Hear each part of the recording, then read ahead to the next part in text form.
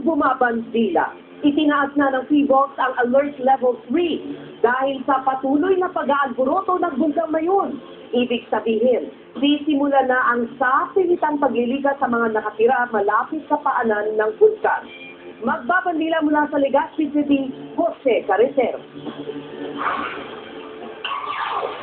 Mula kaninang umaga, nakapagdala ang PHIVOLCS ng 6 na maliliit na pagbuga ng abo ng bulkan. At mag-aalas 6 ng gabi kanina, nagsimula ang unti-unting pag-agos ng lava mula sa bunganga ng Bulkang Mayon. Kaya alas 8 ng gabi, itinas na sa Alert Level 3 ang estado ng Mayon mula sa Level 2. Ibig sabihin ay nagkakaroon yung magma ay andun na sa ibabaw.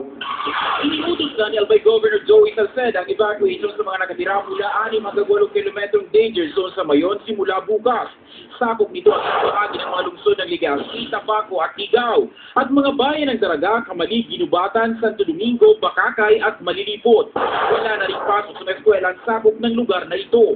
Ngayon pa lang nakabang na ang mga nakatira sa paanan ng bulkan sa abiso ng mga otoridad para sa kanilang pagligas. Sa Legazpi City lang, may 3,000 pamilya ang dapat iligas.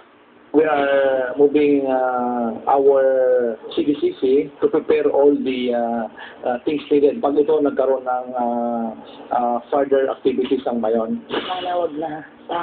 Mahirap kasi sa evacuation.